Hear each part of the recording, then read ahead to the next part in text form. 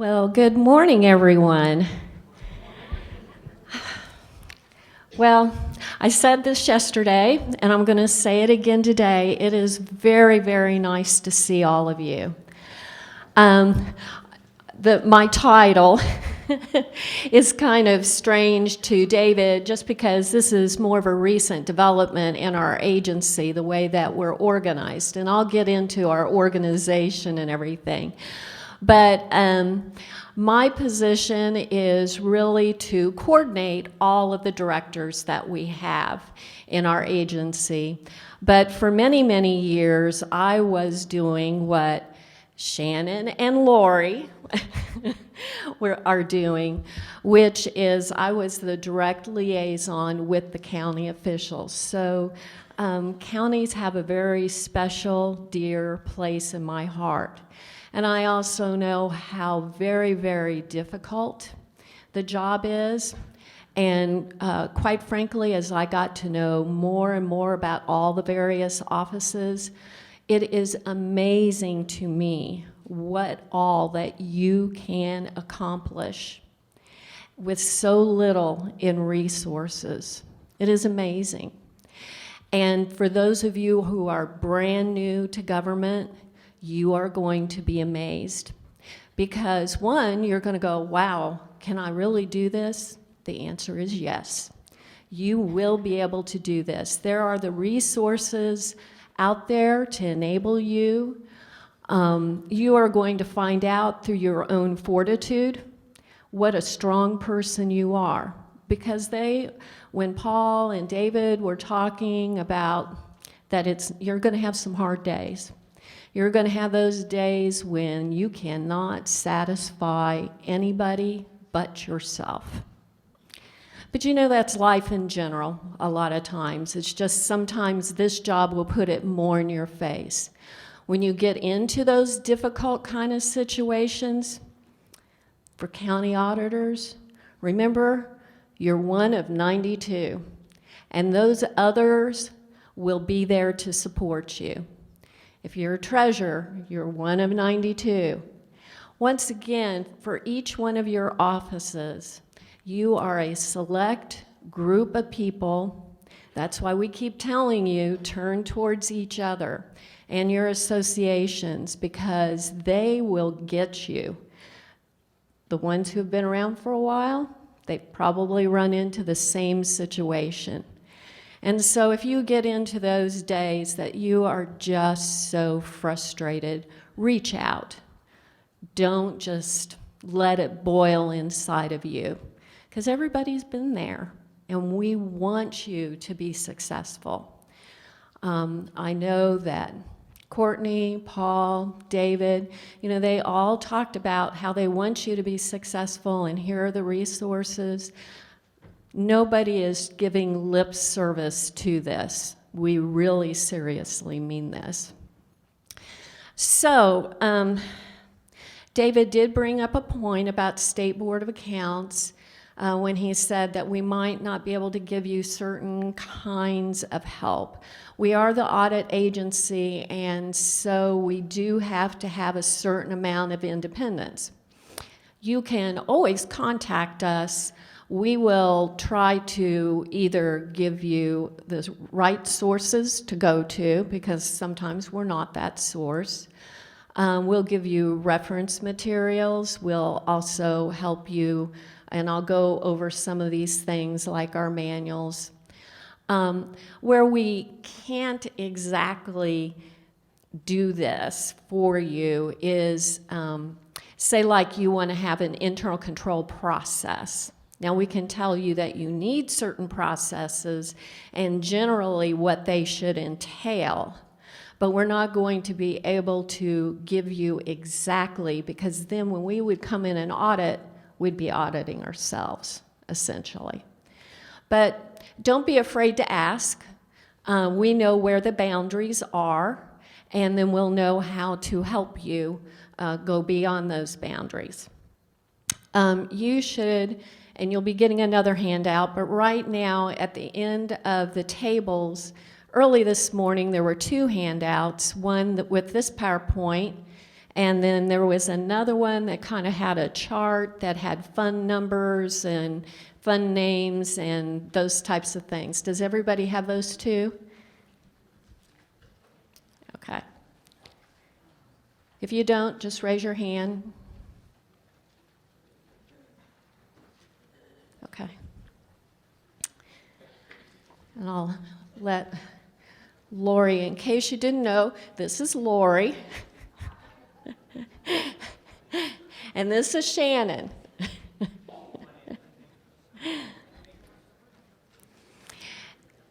And really, over time, we have several meetings throughout the year with each individual organization, or office rather. We have 2 meetings every year with the county auditors, a meeting with the treasurers, also with the recorders and the clerks. And on a special Saturday in June, we meet with the county councils. And we also go to the commissioners' meetings. So you will see both of them quite often throughout the year. And while they're still standing, I think I'll have them come up and just tell you just a little bit about themselves. So come on up.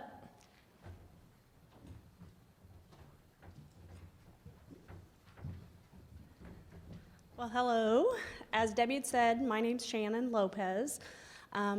Lori and I make up the county directors. I've been on for about 20 years.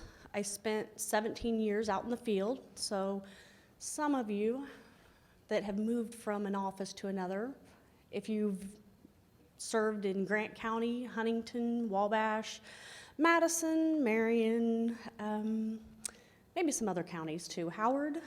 I've been out in the field auditing in those counties. I spent a year up in quality control in our office, and then just a little over a year ago, I took a director's position. There's so many different aspects with our agency and the different positions that you do, but one of the reasons I accepted the director's position is it still allowed me to deal with the county officials. That was one of my favorite things out in the field, is helping out the officials. I know when you see the auditors come in, it can be a scary thing, and you think we're there to criticize and tell you everything you do wrong, but take that opportunity to listen to your auditors and ask questions. They're there to help. Yeah, we are going to point out things that aren't correct, but we'll also help you figure out how to correct them as much as possible. So, take that opportunity and utilize them while they're out there. And again, moving into your position, there's typically never anything we can't help you fix or guide you to the agency that can help you. So feel free to call or email, whatever you're comfortable with.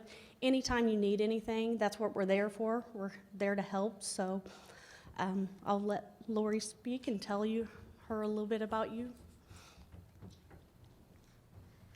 Good morning. My name is Lori Rogers. I've been with State Board of Accounts 16 and a half years. I've been up in the office doing the county director position for the last 2 years, and I was out in the field before that, some of the same counties that Shannon was in. I really enjoy this position. I echo what Shannon says, I enjoy working with the county officials and glad to be a resource for you. And we kind of laughed when Paul said, call Lori or Shannon every time, but we do expect you to call. We do want you to call. There are no stupid questions. There are no simple questions. If you don't know the answer, then you need the answer. If we don't have it, we will find it for you. So never, ever, ever feel bad about calling. Even if you call 2 or 3 times a day because you start doing it and something else comes up, that's what we're there for. Email us, call us. We're available for you. And we want to be available for you. We do look for those calls, so we don't want to be lonely up there waiting on you. So you get a question, give us a call. Congratulations on being elected to this office. I hope you find it as enjoyable.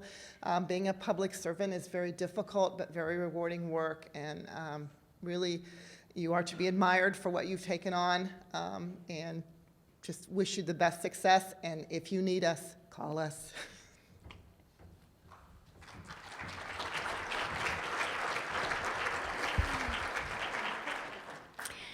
Thank you.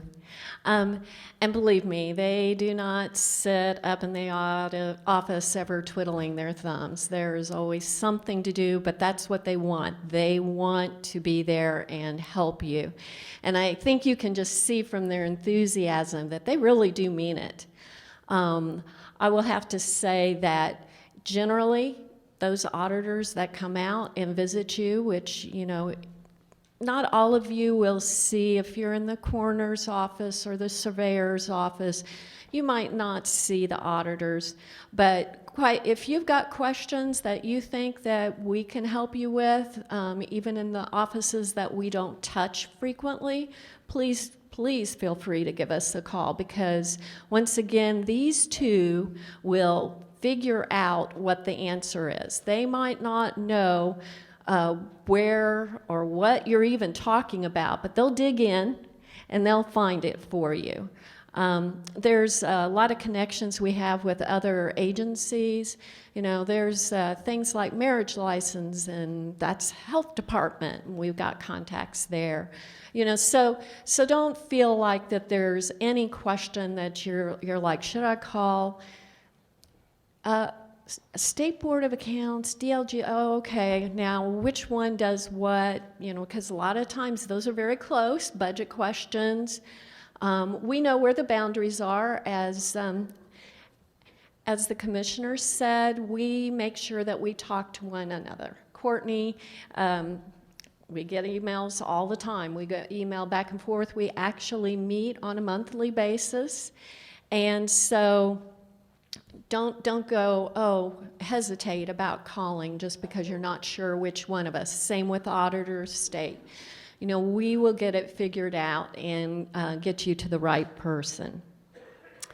I would be remiss, and I'm not seeing them here, but putting on these events is very, very, well, let's just say overwhelming, because I've been on that side, and the AIC is the one that was responsible. Christine was the one that's responsible for putting this all together, as far as the facilities, the lunches, all of those things. So I do want to thank them very much for that, because you're going to find out, and I hope that you do, when you participate in your own individual associations and you have conferences. I don't want to dissuade you, but there's a lot of work into it, but it's very, very rewarding as well to do that. So you're going to hear that a lot. Please participate at all times. I know you did this once, but I was kind of sitting over there. Who is completely new? Just raise your hand to government. Wow. Okay. Who is switching offices within county government? Okay. So, well, like I said, rely on each other. No, we're not going to abandon you like that at all. Let's see.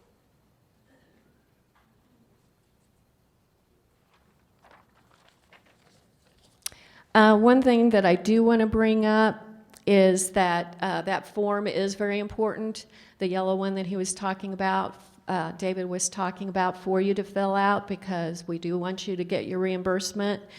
All of this information gets to the county and the county auditor, and some of them, if you are a new county auditor, it'll probably be you doing it.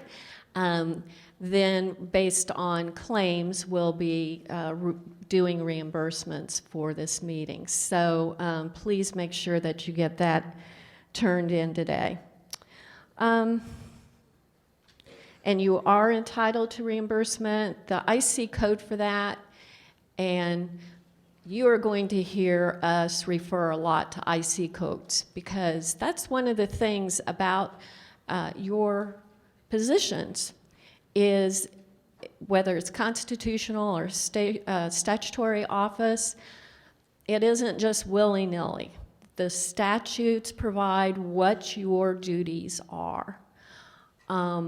And we are very mindful of that at State Board of Accounts, because when we come in and we do our audits, we are always auditing against authorities, whether that's statutory or in those certain circumstances where you must develop policies. And then I'll get into this later too. There are also our manuals. So, but the IC code that guides this is IC 5-11-14-1. So if there's a question about it, this information would have also been in your call letter itself, but if there's some questions about it, you can give them that code, and of course you can have them call us about it.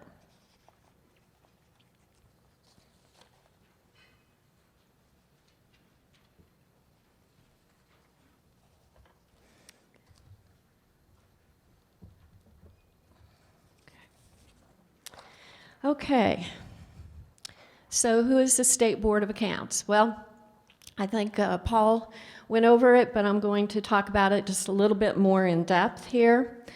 Of course, we are the audit agency of the state of Indiana, and we were formed in 1909. There was a great deal of corruption going on in both the state and local government, and so the legislators got together and they decided that they needed an organization that would go out and perform accountability for the different offices. People had lost confidence in their government, both at the state and local level, and you don't like to see that. And so once again, they created us to specifically go out and look at your books from a fiscal perspective. That's what we are the most interested in, is the fiscal perspective, and certain compliance perspectives that feed into that. So if you are a recorder and you want to know about a certain kind of form that is to be recorded, we're not your people, because we don't know about those kinds of records. But if you want to know about the fees and things like that, we can help you. Same with the clerks. Clerks often need to make a determination of what case type it is. Again, we're not the people for you on that, but what kind of fees that are charged for a case type, we are the persons for you. But it's no longer called State Court Administration exactly. I've got the right reference for them. But we do have resources for you to go to find out something like a case type. So again, we're here to provide confidence to the taxpayer in the integrity and in the financial accountability of both state and local governments. We audit all government units, cities, towns, schools, you name it, we audit. It's over 3,000 units of government that we look at. We also are responsible for not-for-profits that receive public funding, and we review the CPA audits that they get. Audits are done by our field staff, and our field staff live all over the state.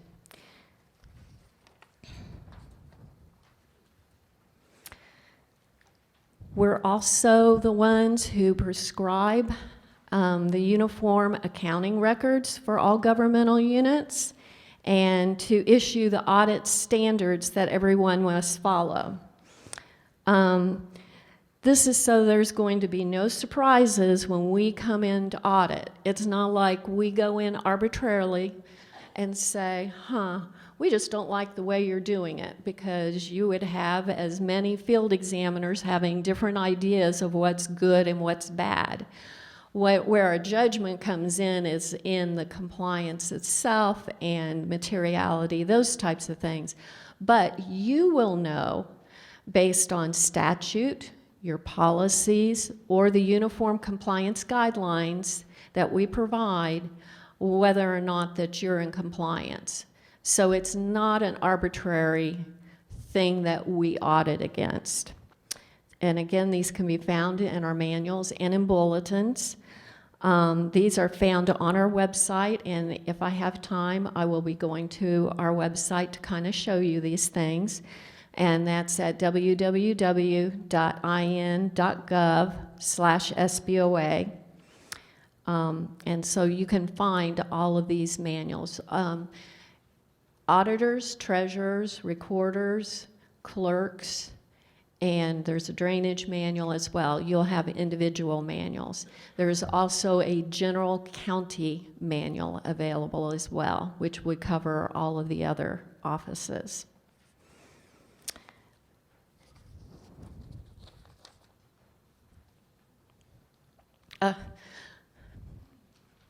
Yeah, okay, now the test is, can you read this? So, because I can't even read it here. But this is our organizational chart, so I'm just going to kind of describe it a little bit to you. We have a bipartisan 3-member board made up of the state examiner, Paul Joyce, and 2 deputy examiners, and they are Tammy White and Mike Bazinski.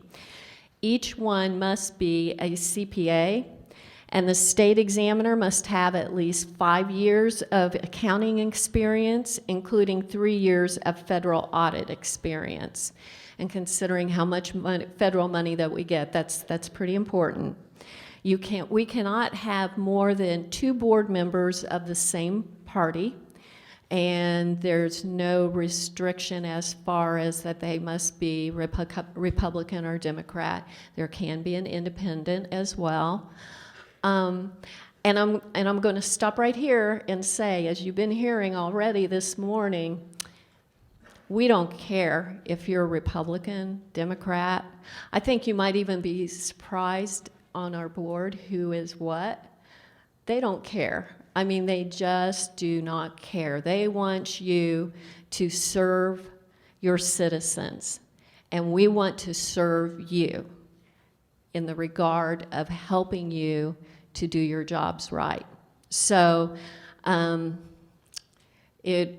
think that we all can agree that once the election's done, those things are over with. We are just all in this together. At least that's what we like to see. While the board is appointed by the governor must submit the recommendation of appointment to the legislature, and they can either accept or reject it. And this gets into our independence. This is why that we can even audit the state itself. While the governor could remove somebody, there's a petition process that may be pursued by the state examiner through the legislative council, and then further petition may occur through the court system.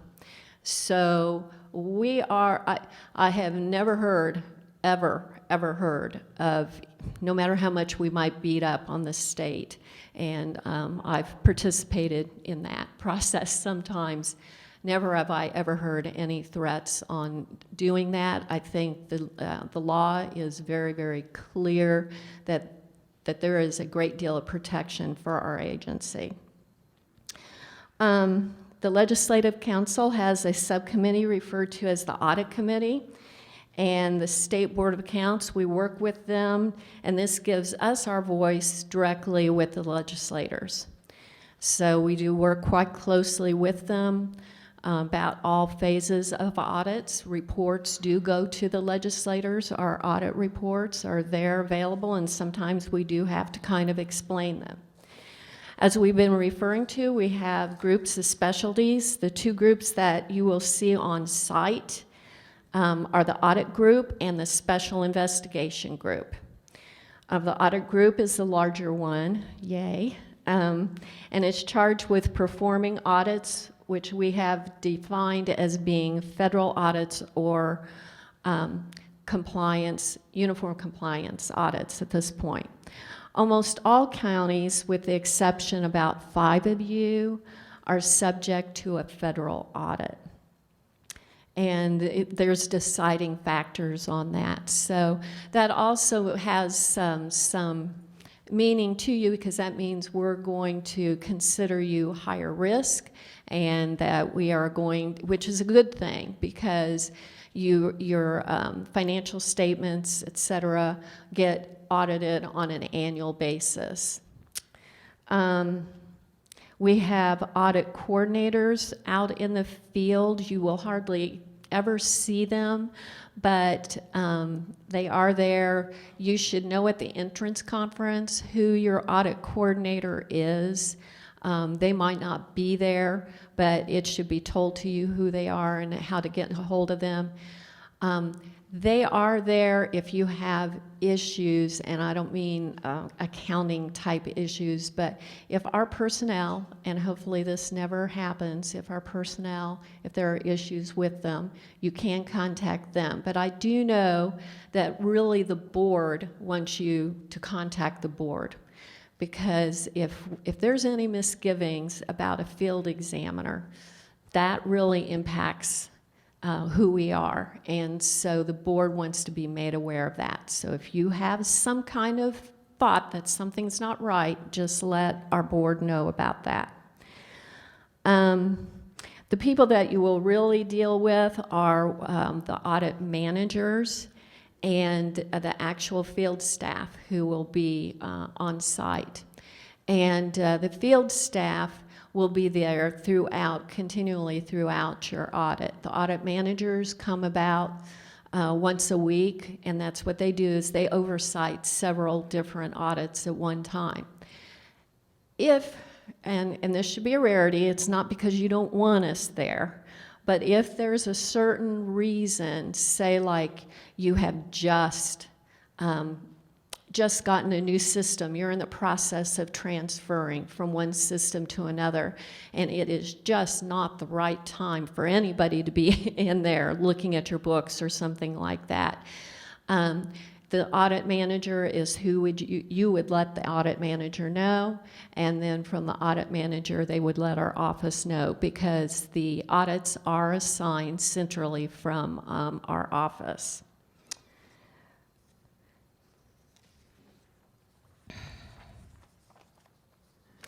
Again, you can feel free to ask our field staff questions. They are there to audit, and they might, and don't be offended if they say, because it might take a little research, and so they say, well, we're going to go ahead and pass that on up to the office, because we do try to keep them focused on auditing, and that's why we have certain assigned people to each type of unit of government so that they can answer those questions. The other group that we have is the investigative group, and of course I think we know what that means, that there's situations that are going on that are not good. Hopefully you never see them, but on site. You will see them at your meetings, because they staff our resource table. Anytime you come to one of our meetings, we have a resource table where you feel free to bring all your questions. And even if you're having some detailed problems, say like with your reconciling or something like that, bring those in and they will try to help you there. But hopefully that's the only place that you will see them. They are a great group of people, though, and again, it's if you do see them and there's something that needs to be looked at, you know, they're human, and they are going to try to work with you as much as possible to get through the situation. We're also organized with our directors in the office. We have 11 of us. 9 of them do specializations in counties, cities and towns, schools, townships, etc. But we are cross-trained as well. So when you contact the office, like today, Shannon and Lori are not there, so Todd or Susan, somebody else that is a director will answer questions. So we always want to have availability to you at all times. We also have a director of communications. Now, most of the communications that you're going to have are via email with Lori and Shannon, but every now and then you might get something from the director of communications. That might be an alert that the bulletins are out, or that the state examiner has issued a directive. And by the way, whenever you see something about a directive, that's equivalent to getting something from one of our manuals or bulletins. They are a must that you must do. So just to kind of alert you to that. But our director of communications would be sending that out to you. And let's see. And the other group that I'll talk about just real briefly here is what we call our ops group.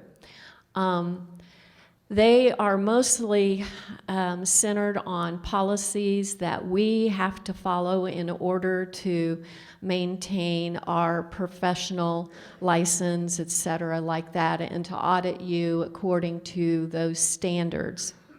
But there is one group that is called data analysis, who, if you are contacted by them, Stacy Dungan is the lead person on that right now. But if you are contacted by them, you would take them equivalent to a field examiner on site, because what that group is doing is they're performing a risk analysis to make determinations of what we need to actually view on site versus maybe some of the things that we can do in the office itself, which saves costs, time, and trouble for all of us.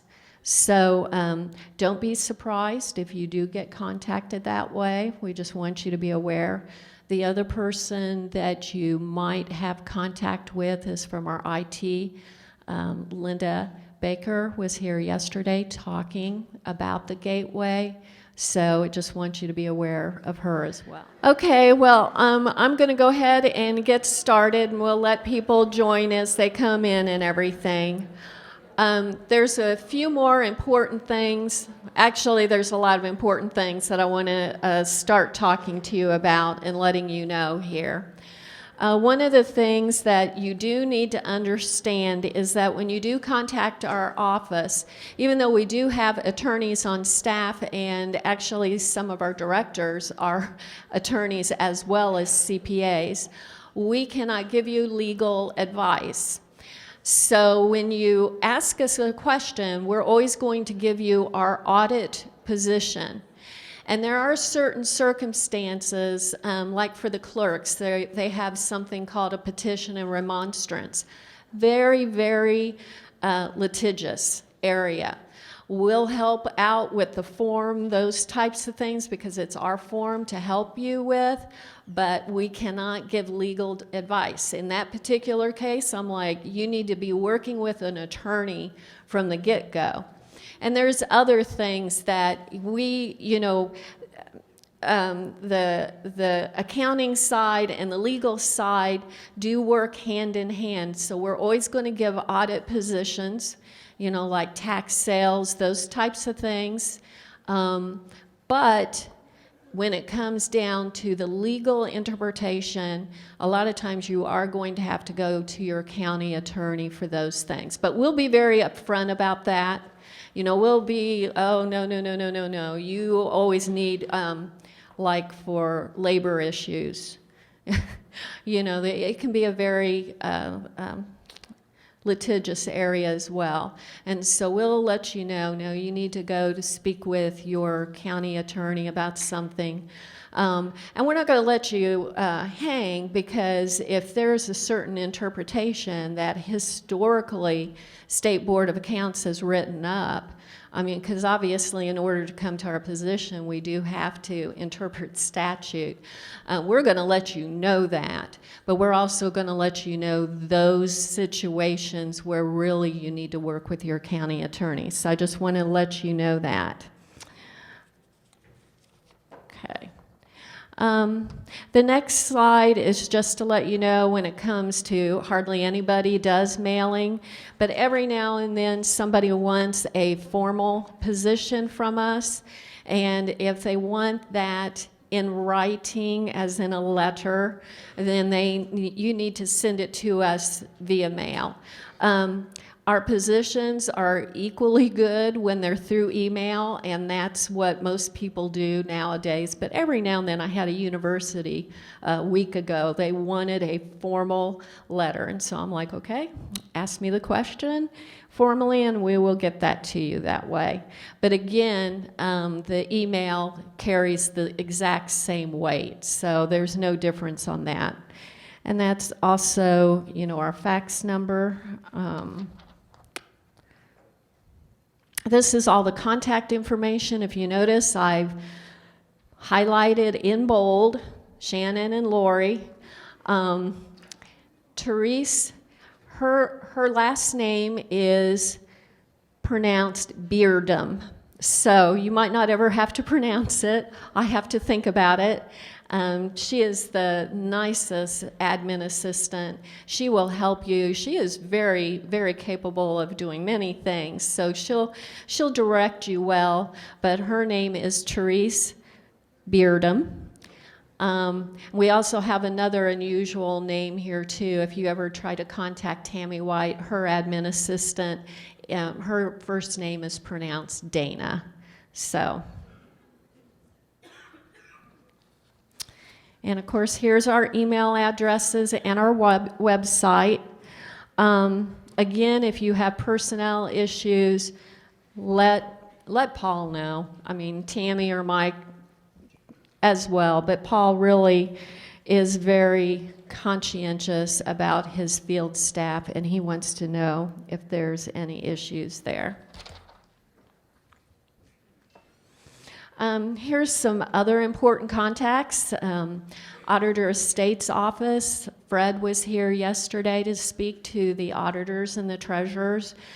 General settlement type questions. He's your man. Of course, Courtney was here earlier today, and she referenced some of the people that you could talk with, but here's some of the phone numbers. It seems like Mike Duffy always gets tagged with deductions and exemptions.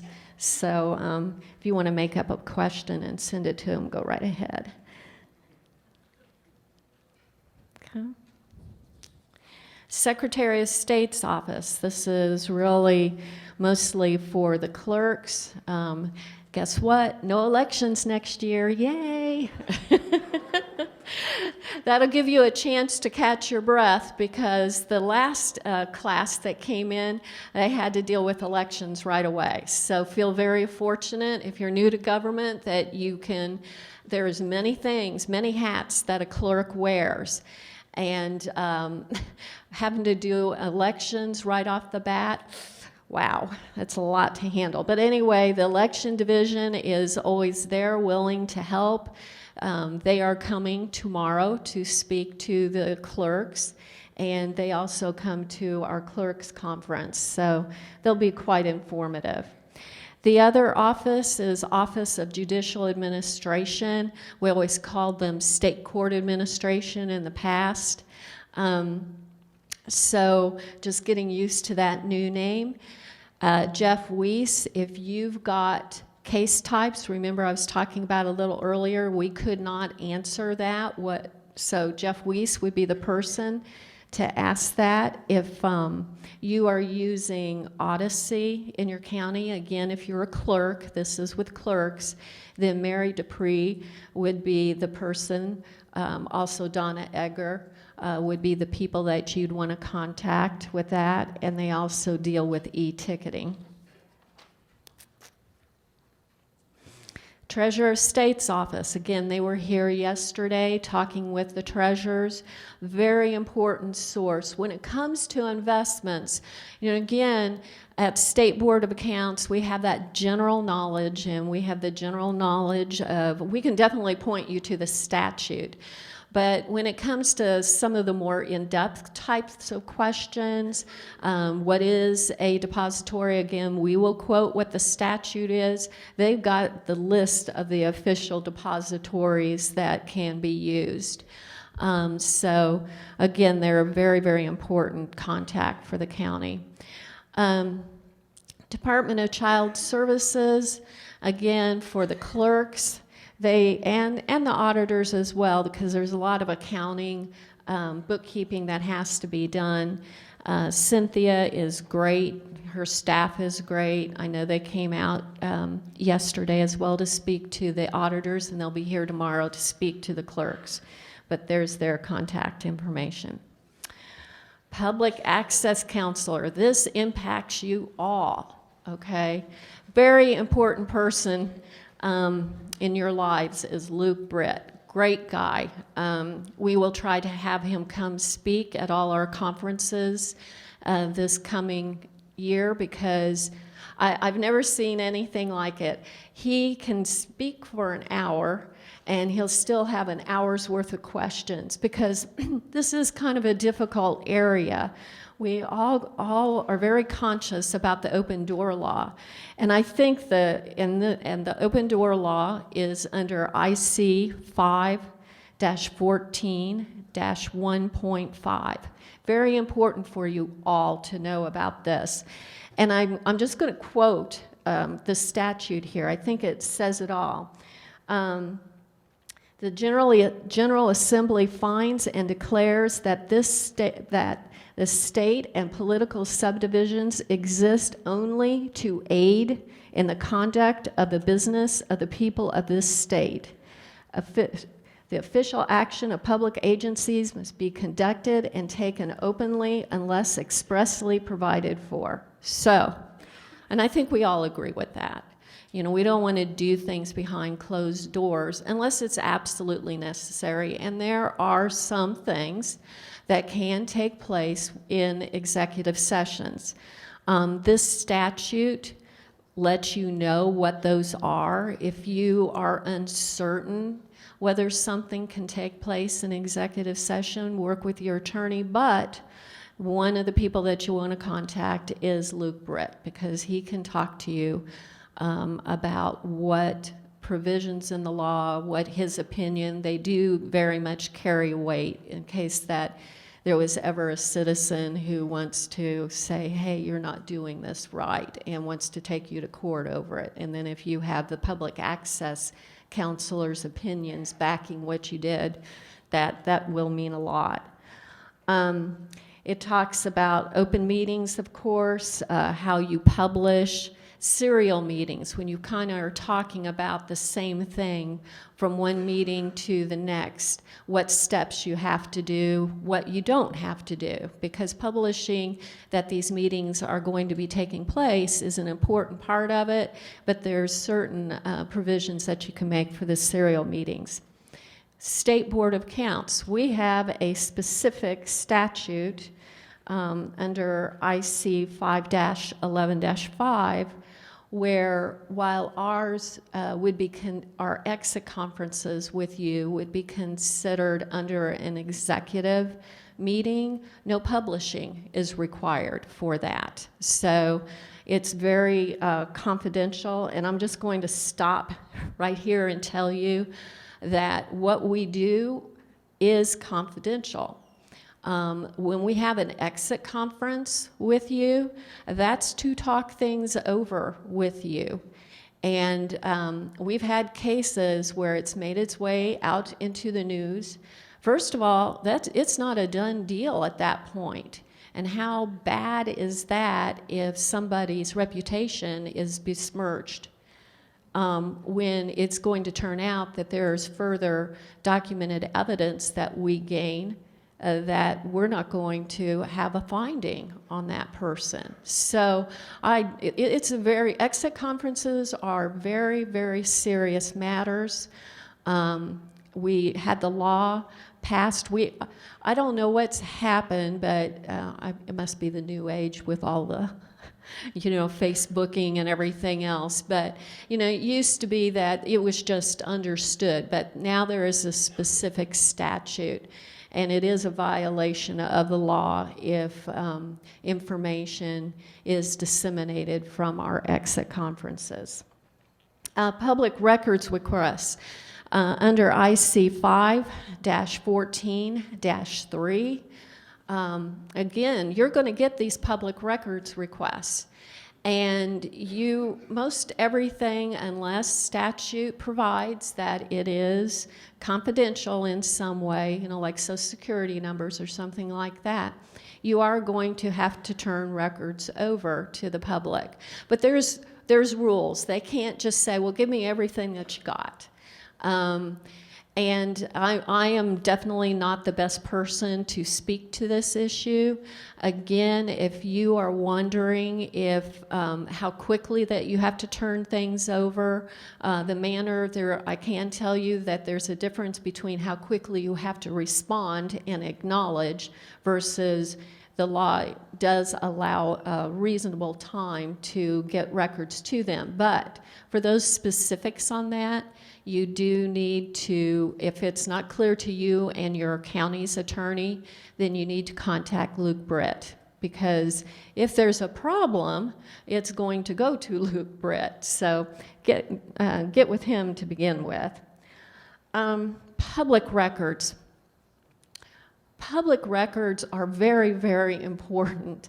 I can't stress enough. I think, in a way, we all know that, the things that go into the recorder's office, like mortgages and deeds and things like that, are important. But just as important is your day-to-day work and the records that you are keeping and maintaining. Some of them have to be maintained for 100 years. Some of them can be done away with in 3 years.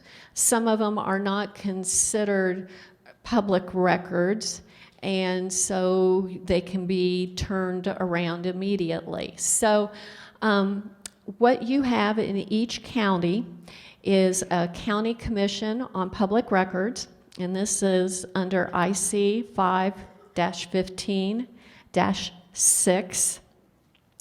It is made up of the president of the county commission, the auditor, clerk, and the recorder. And from that, there's a listing of the public records, how long they must be maintained. Right now, the secretary, and I don't want you guys fighting over this, can be either the clerk or the recorder. And if you just can't let it go. One of you just, says, I must be it, and the other one's like, I must be it too. Then it goes to vote with the commission itself on it. So, some people might really want it. No, come on.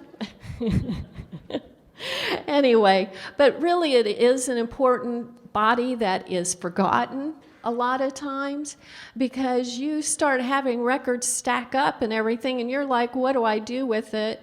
And you don't have a very active county commission on public records. They can be your voice with the Indiana Archives and Records Administration, even, because they have periodic meetings where they talk about the longevity of certain records and things like that. If your particular record is not addressed in your county's record retention schedule, then you can contact, and I would contact Beverly Stiers. Jim is great. I don't mean to say he isn't, but he's, the boss, and he's kind of busy. Beverly is very well, very, very knowledgeable about county records and everything. So please contact her if things are stacking up and you don't know what to do. The other thing, and this is probably a good point to bring this up, is, as I said, public records are super, super important. We have been having a lot of cyber issues. And so when you go into office, you want to find out what your disaster recovery is on these public records. Unfortunately, we know the one county has made the news, and you don't want to be in that position. They were working hard not to be in that position, actually, but it happens. So each of you has functions in your jobs where the computer systems are of the utmost importance, and so you need to know what to do if the worst happens, because it isn't just the hacking. It can also be, we had one case where there was a fire in a courthouse. Horrible, horrible situation. Some of their records were backed up, some of them weren't. So you just need to find out what it is that you should be doing to make sure your records are safe. And you might also, if you have concerns about the way that your county is handling them, you might contact Jim, because they have a whole process about best practices when it comes to public records. And again, I cannot stress how important all those documents really are.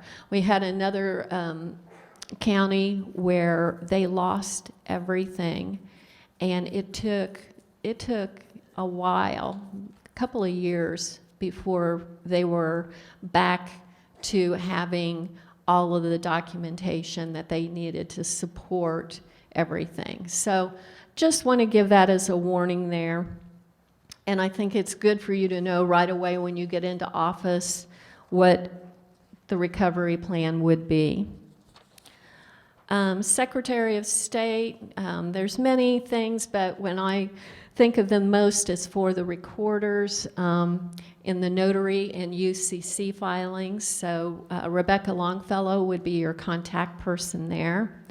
And of course, we've talked about it all day long, your affiliate association, how important that is. So.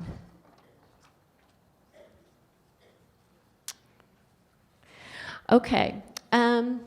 You should have a little pamphlet, and what that is understanding the audit process. I'm not going to go through the whole thing, but I am going to go through bits and pieces of it here.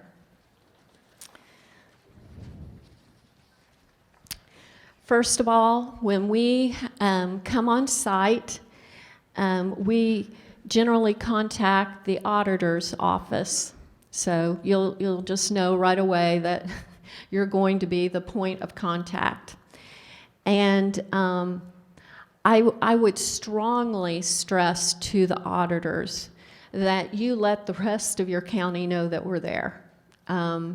There's no obligation on your part to do that, but we, don't want to go over to the sheriff's and he's like, "You mean you're in here auditing right now?" So I would strongly suggest that you just send out to the rest of the offices, "Yes, the auditors are here, so be prepared." We want you to know through our mission statement, and we take this very seriously. We are dedicated to providing the citizens of the state of Indiana with complete confidence in the integrity and financial accountability of state and local government. Remember, that's why I said we were created, because the citizens had lost that confidence. So we don't want you to think that we're beating up on you. We are partners in this. Because I know that's why that you became officials, is because you want to provide the best service and accountability to the citizens of this state. So I just want you to know that we will work with you in many things. Now, if you've done something wrong, I'm not going to say we'll send you to jail like, Paul indicated. But there can be serious consequences. In our reports, if there are certain kinds of what we call charges where there's money that's owed, that gets certified over to the Attorney General's office, and it also goes to the prosecutor's office. So it can be a serious matter. Most findings are situations where maybe it's material, because we're not going to write up immaterial things. I mean, it's not something the citizens would care about, and it's not something we have the time to ever do, quite frankly. But we will talk with you about any exceptions that we're finding. But when they rise to a material level, then they're going to get reported. And so if we have something like that, then we want you to ask questions, take it very seriously, and let's work through the problem. But don't take it like, oh, you know, this is a horrible thing. Yes, it's not great to be written up, but it's more important to go forward and take care of the problem. So that's really what we want to do. But of course, we would like to get to the problems up front, as we've been saying over and over again. So if you got a question, ask the question, okay? From an engagement standpoint, we do several different kinds. We do financial audits, and that's an opinion. When we look at the county, we're looking at it as a whole. We will go in and we will, of course, the auditor is, you know, front and center on this because they're the bookkeeper. But don't think that those records that are outside don't get considered as well, because like the sheriff has certain funds that are maintained outside. They get pulled in to the financial statements. All of the financial records are considered, and an opinion is based on all of those records. So every county is going to have an annual report like that. We also do other things. There can be agreed upon procedures. I've talked about the investigations, that type of thing. So there will definitely be at least one report with an opinion on your financial statements. Now, if we find in an office itself that there is non-compliance, then, as I was saying, then we will write it up, and it's to that specific office. So it's not a broad brush that, you know, let's say that the recorder's office hasn't been reconciling for the past year or something like that. We don't just say reconcilement's not done. We will say in the recorder's office, and that's how it's laid out in the report. It's in a separate report than your annual report. And this separate report will have any office in it well identified who had the findings. Unfortunately, we do not say, but these offices were good and we didn't find anything in them. That does not happen. And just because we don't write up your office doesn't mean that you are 100% wonderful. You know, we all make mistakes. We know that. What it means is we didn't find anything material in your particular office. You will have an exit conference. As I was saying, you know, that for the open door law, when the county commissioners and council have to be involved in things like that, it would be considered executive. But you will have the opportunity to respond to the findings. So if for the treasurer's office, we will schedule an exit conference, we will go over the findings with you, we will discuss it, and then you'll have an opportunity within 10 days to send a response to it. My biggest warning here, and take this very seriously, is if you do not understand what those auditors are saying to you, please don't let them leave. I mean, seriously, you need to understand what the finding is about. You can't correct it if you don't understand it. And a lot of times, I think maybe there might be a shock factor. There shouldn't be, because throughout the audit, unless there's a special investigation going on, and you'll kind of know that too, but if there is any issues coming up, the auditor should be talking to you throughout and saying, I'm finding this, we're finding that, this is going to probably be a finding. If they ask, do you have any other documented evidence for this noncompliance issue that we're finding? Try to find it. Sometimes, but that's where the exit conference does come in at, because sometimes somebody will be at the exit conference and they'll go, oh, yeah, we do it this way.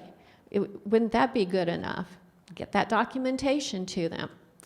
But again, I cannot stress, if it doesn't make sense, please just don't let them leave, or contact Shannon and Lori and say, you've got the most wonderful field examiners in the world, but I just don't understand them. And then they'll try to find out what was going on and try to get that communication going about what that finding was about. Because again, it's not about beating anybody out. It is about trying to get resolution to problems. That's what all of this is about. Let's see. Also, when you have a report issued on your office, you would expect to see the report itself via email and a hard copy. So this is an annual report, which is fine, and this is the supplemental, which you don't really want. They look the same, though. But anyway, this is what you would expect to see in the mail.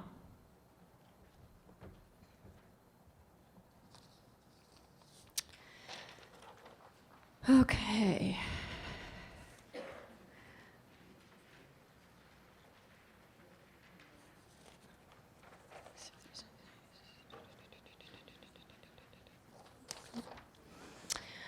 Required reporting to State Board of Accounts. This is by no means to be all-inclusive. This is just to give you a heads up on some very important matters.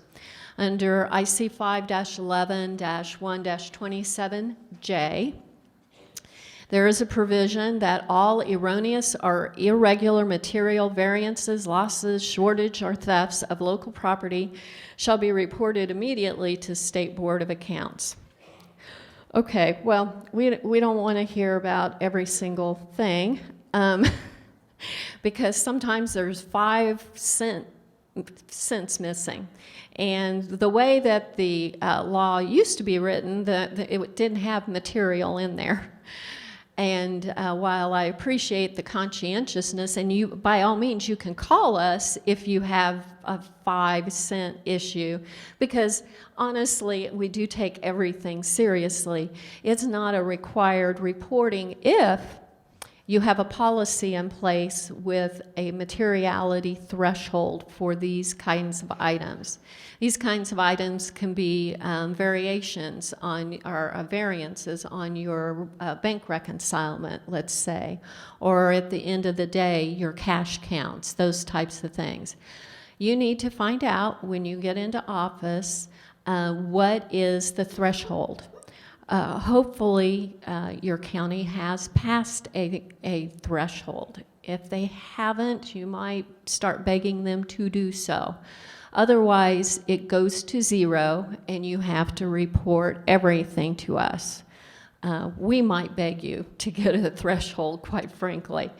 So that way, at the end of the day, if you have a cash account issue, I would fully expect that you have control procedures in place that address if an employee is one time short on their cash drawer versus constantly short on their cash drawer, and what dollar amounts that you want to deal with and which ones all of a sudden become very suspicious and need to be reported to us. So find out about that threshold.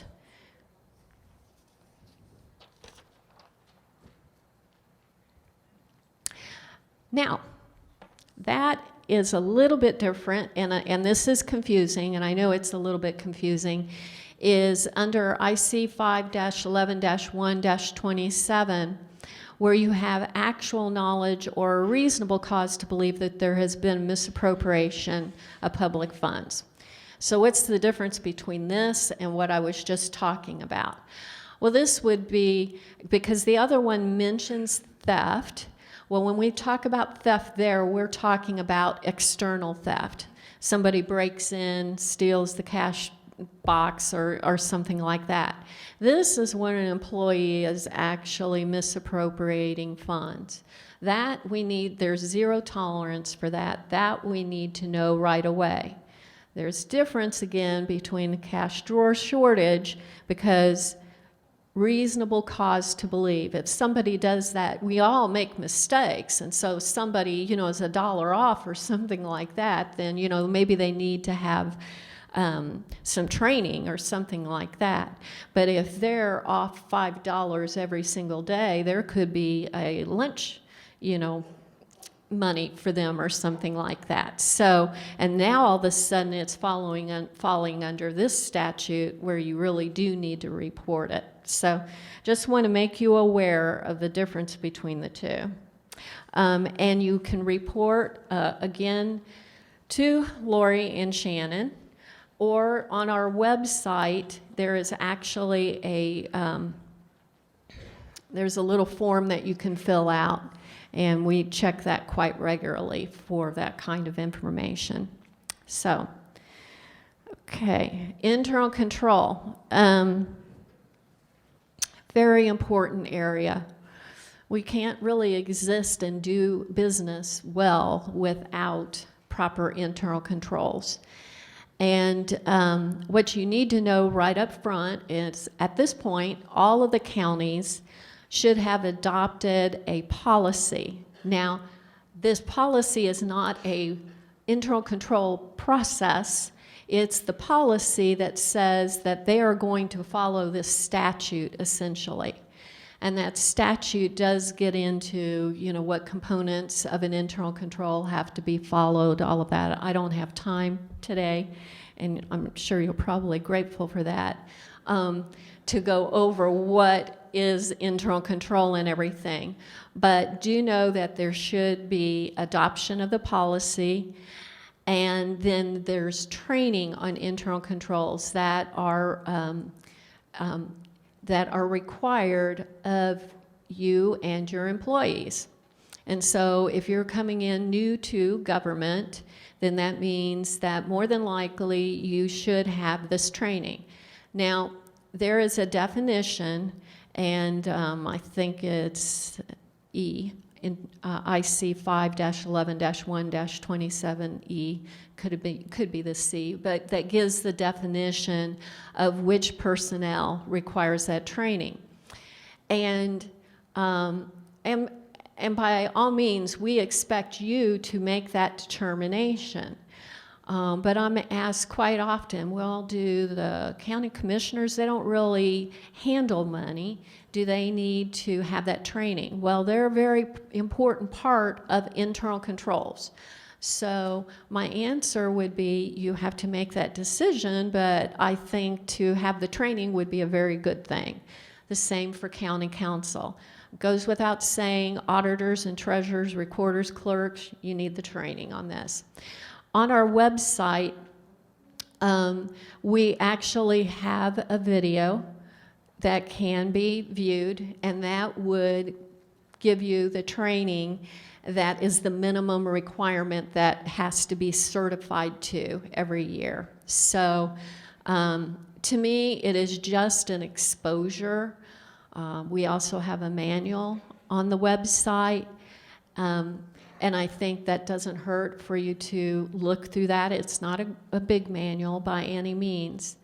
But the big thing with this is to know that the internal control processes are the important things. So what I would suggest is, one, when you go into your office, find out if they have formally started working on their internal control processes, which hopefully they have. Does that mean every single thing? No. It means if you are in the recorder's office, do they have internal control process for their bank and their money receipting? That type of thing. It's impossible to write down every single control process, but you need to make a determination when you go into your office, what are the most important things that we need to have formal processes over.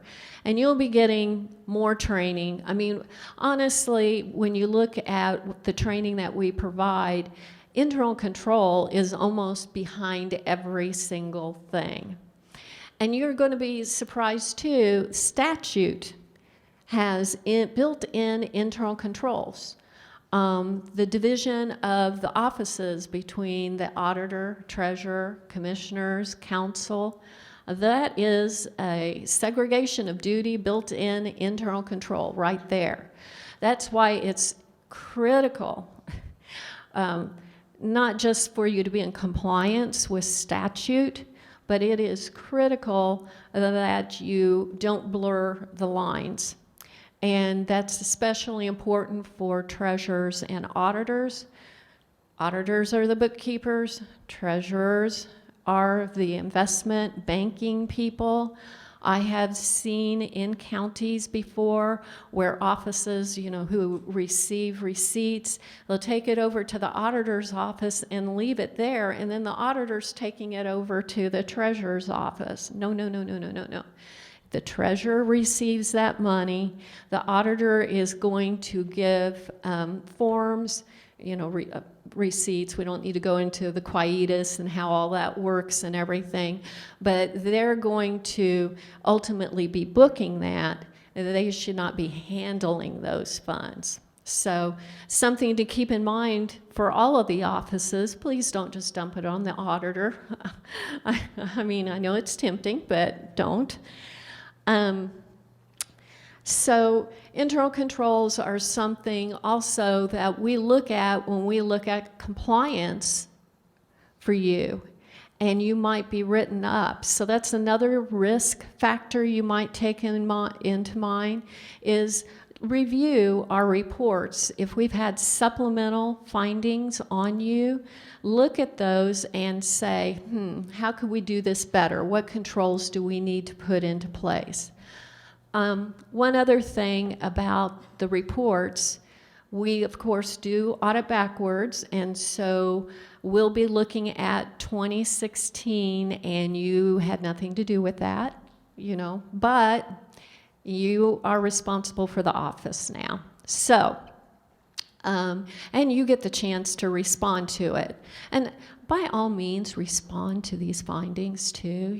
Say, this is what we plan on doing. These are the corrective action steps that we plan on taking, okay? But anyway, so you are going to become responsible for any of the findings that are written up. Some of them might already be a done deal, good for you, but otherwise you're going to need to deal with it.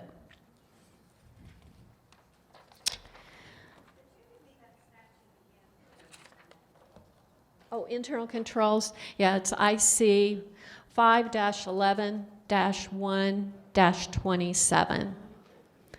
Okay.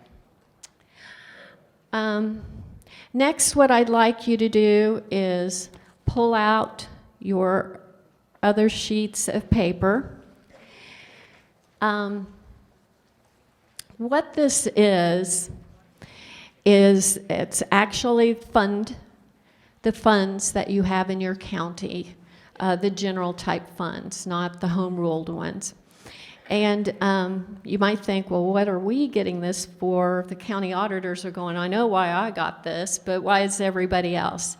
This is a handy reference, and it is also on our website, but this is a handy reference. All statutory funds have to be segregated, and they have to be utilized in the way that statute provides for. We get countless calls about, well, how do I use the Recorder's Perpetuation Fund? And I still expect to get phone calls for that because there's still some vagueness to it. So we don't mind that because we'll give you our position.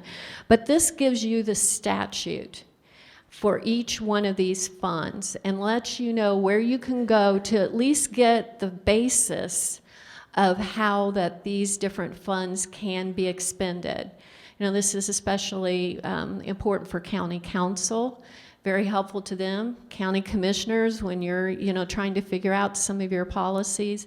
And then individual offices have specific funds that are utilized mostly for their office or can only be used for their office, like the Recorder's Perpetuation Fund, the Clerk's Perpetuation Fund. There's the Surveyor's Cornerstone. Okay, thank you. Corner Perpetuation. There's a lot of perpetuation funds. But anyway, I wanted to give this to you. After each legislative session, we update this. And again, it is on our website. It's under political subdivisions, counties, and it's under the auditors, under chart of accounts. So I just thought this might be handy, and if you are curious or want to start looking into what funding streams or why these things are done the way they are done, this might be of help to you. Yeah. On page 5, there's a list that says funds outside your annual report only. Yesterday, in the honor breakout session, we talked about Gateway and extra things that you have to report in Gateway, and they were looking for a list. That is the list right there, so the new honors probably want to box that. Yeah, Kathy is saying yesterday in the auditors meeting, they were looking for those supplemental type funds that needed to be included in the annual report, and you can find it at the very end of this list or on the website. So, and again, that is things like the sheriff's fund. You'll probably go, well, why isn't the recorders on there? Well, we have to do it materially. The recorder's money is turned over monthly, and so we don't require that one because the amounts that don't go over to the auditors through that supplemental reporting would be immaterial, that type of thing. But this would be your guide for that. Any other questions? Okay, is there anything I need to do between now and when I take office besides try to figure out how to get out of this? No. So, again, obviously the training's a start. Look at our manuals. Go online. I think I might have a little bit of time here so that I can show you our website and everything. But go to our website and look at our manuals. Look at the bulletins. Again, what we've been talking about all day long. Talk and communicate with the current officials. If you can't talk to the current official for some reason, then definitely be talking to other like officials. And even better, be talking to those who will have the same vendor type systems that you're utilizing, because that's invaluable to have. Talk to the vendors that you'll be utilizing when you come into office. Even if you're like, well, I plan on changing everything, you've got to understand what you got before you can figure out what it is that you want to change. So, just make sure you get that. You've got stamps, contact somebody if you have stamps for your seals, files. You've got electronic bitmats, so you want to get those things. You might want to take a look at your budget that you have, what's been passed for your office.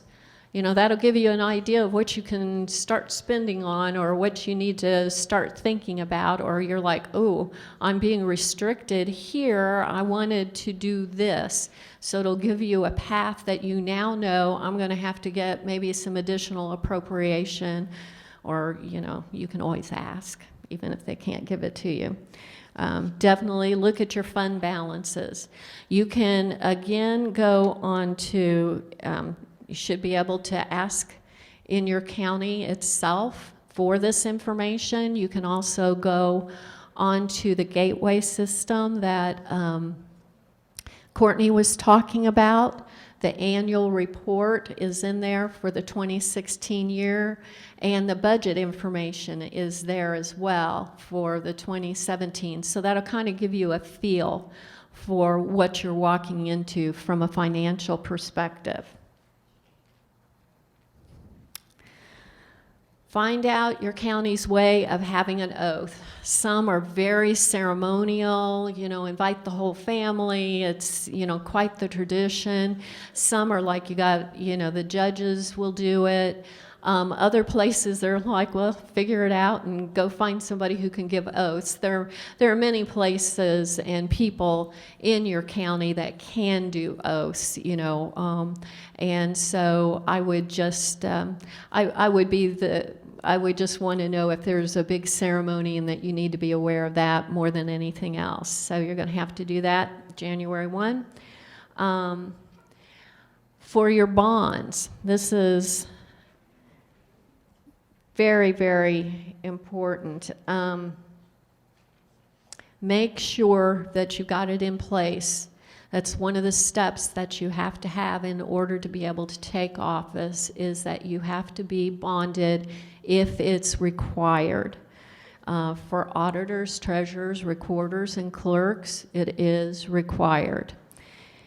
For clerks and treasurers, the amount is equal to $30,000 for each million of receipts during the last complete year. So, and it can't exceed $300,000, but that's going to be your bond amount for that. Auditors have to have at least $30,000, and recorders have to have at least $15,000. You want to talk with your county commissioners. They usually have a contractual arrangement with a bonding company. The county is required by statute to pay, and so out of the general fund. So hopefully they've got, you know, their deals, their contracts in place already for that. If you're having trouble getting bonded, and sometimes this does happen, one, work with your commissioners to see if maybe there's another bonding company you might have to work with or something like that.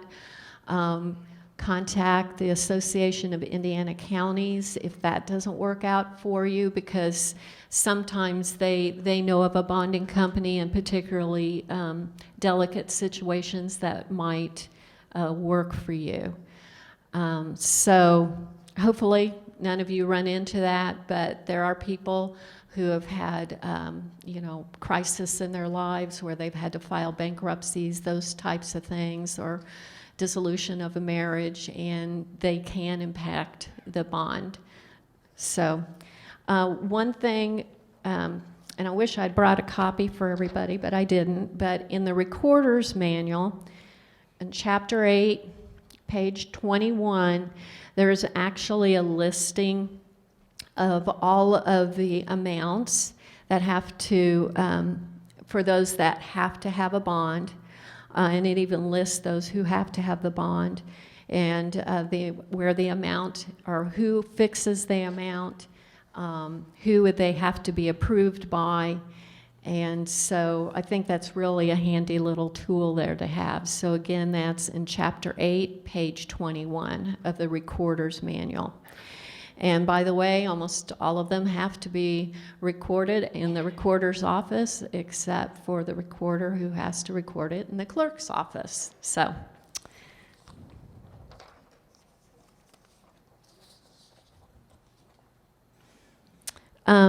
Common questions that we do get is, will State Board of Accounts take audit exception to a schedule bond? The answer is no. If the bonds are authorized by ordinance, endorsed to cover faithful performance, because that's the important part of this, and include aggregate coverage sufficient to cover all officers, employees, and contractors required to be bonded. So your county might have an arrangement this way. And these are also, by the way, each year. These are not for your term of office, but for each year that you are in office. Another question that we get is whether we take exception to the purchase of crime insurance policy for your official bond.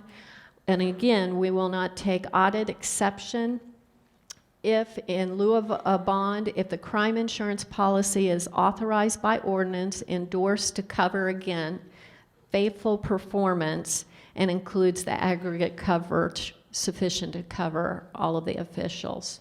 So, and when I say all of the officials, that's what I mean. I mean, if something horrible happened and everybody, absconded at the same time, then that insurance company would have to pay up for everybody at that point. So.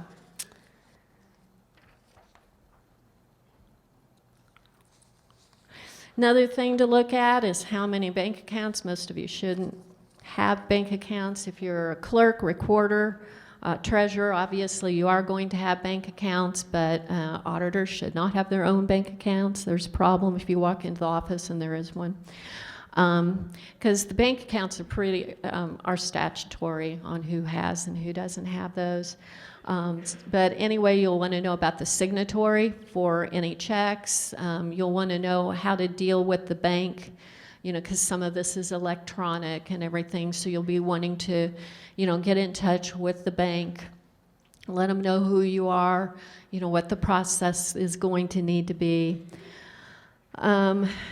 You should be making arrangements with the current official, if at all possible, to be there on the last business day to count the cash, count inventory, and that includes inventory of investments. It doesn't just mean the physical goods and everything, but also investments as well. You might also ask the outgoing official, what reports will I be facing as soon as I hit the door? The auditors, I think, were told already yesterday, gateway 100 Rs. As soon as you come in, they're due at the end of January. All of you have different reporting requirements for different agencies that you're going to have to do. They don't care that you're new. So, find out. It would be really nice if the current official would just kind of give you a list of items that this is priority for you as soon as you hit the office.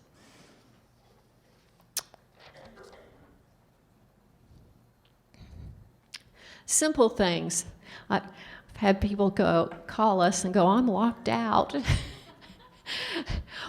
Make arrangements for getting your keys, combination to the lock if there's one.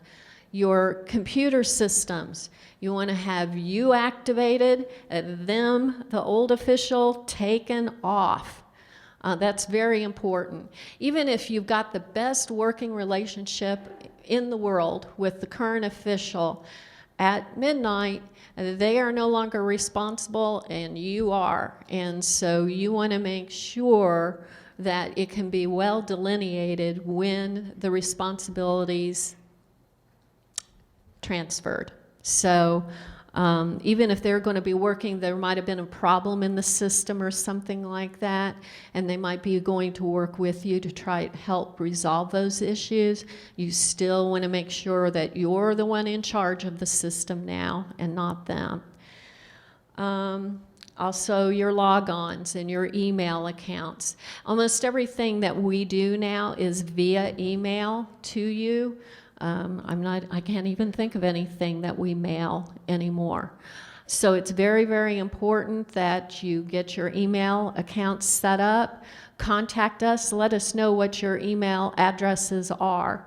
A lot of times it's kind of a transfer. It'll say like auditor of Huntington County or something. So it's really the same email address, but if not, and that's the same way with almost all state agencies, is that they depend on your email, like Courtney was talking about the list server, that type of thing. So please get that started out. And again, and I know there's going to be discussion this afternoon about labor laws and things like that, but start thinking about your staff and what you plan on doing when you walk in the door. There are policies when it comes to personnel. So you need to be very aware that the first day you come in, you probably want to make sure that any changes that you want to make are within the keeping of your county's personnel policy as well.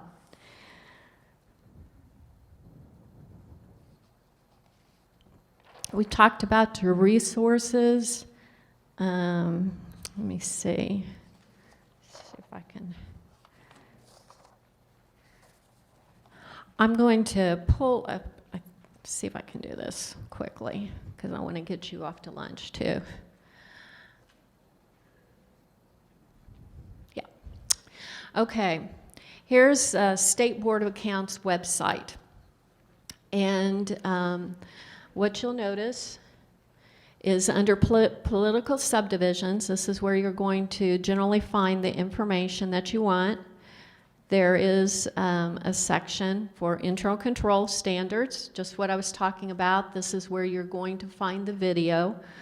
Then there's the section on counties. And here you'll find, on this page is the general page, where you will find all sorts of things, the general manual, bulletins, IC codes.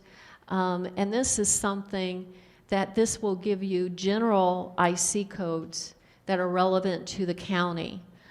IC 36 is your main statute, and you'll find a lot of things under IC 36-1 that pertain to you, but IC 36-2 will have all of your individual offices.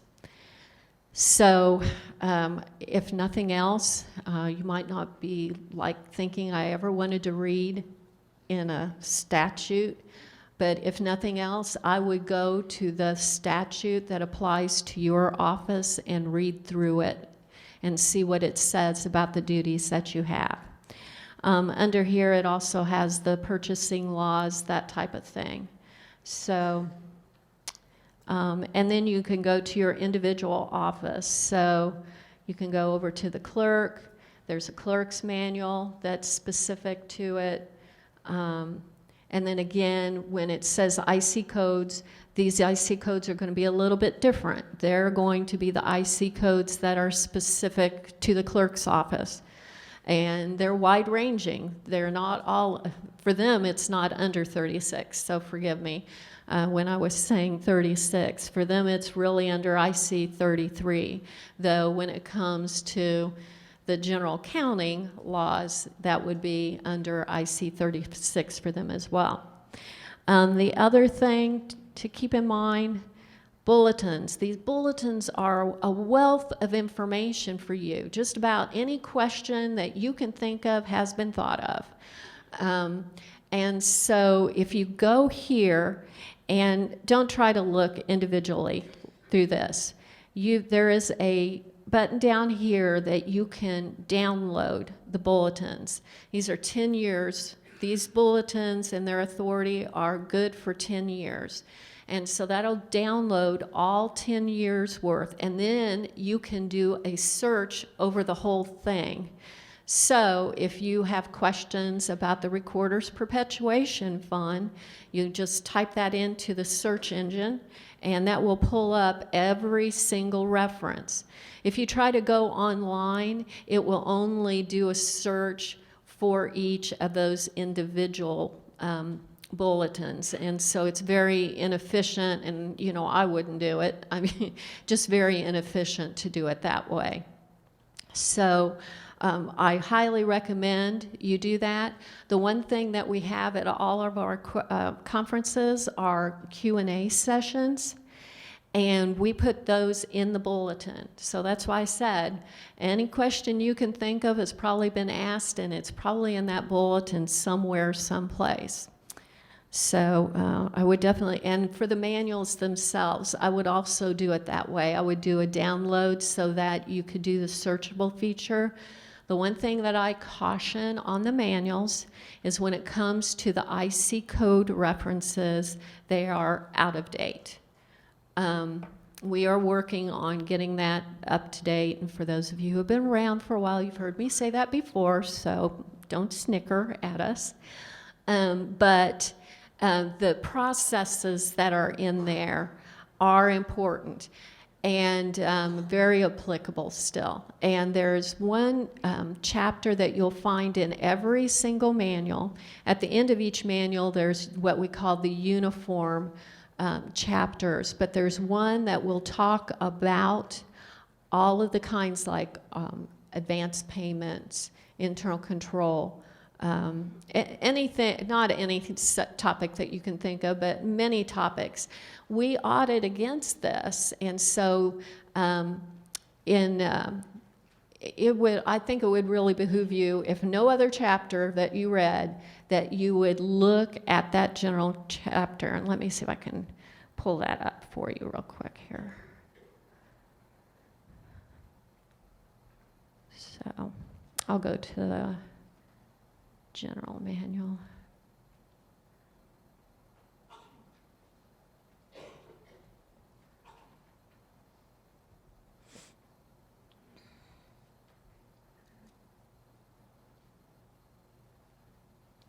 So it's under the general manual, and it'll be the same for all the other manuals. It's under Chapter 1, and it starts out with prescribed forms, and that's all hunky-dory. But what I'm really interested in you looking at is where it starts talking about tax refunds, sales tax, federal and state, general information, the advance payments, asset ownership, bad debts, those types of things. That's the general kind of information that will be really valuable for you to know, and the things that we can be looking for. Let's see.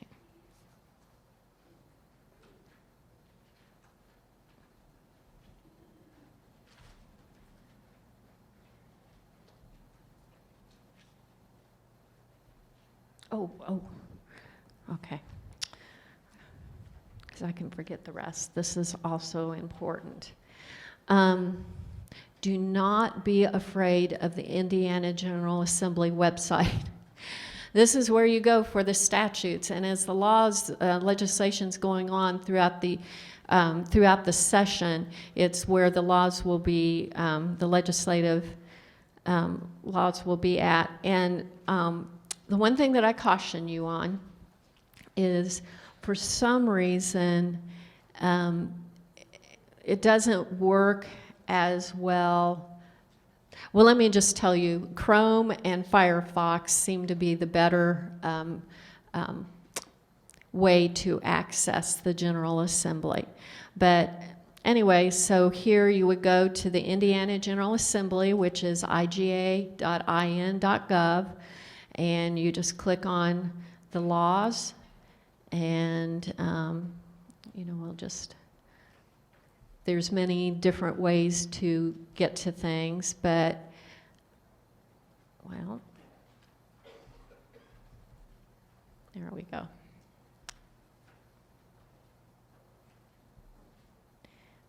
And the one thing that I want to show you for actual copying and maneuverability, it's best to go to the download button once you know which place you want to go, because you can copy it out very easily and maneuver around with it, and you can, and there's a find feature with it as well.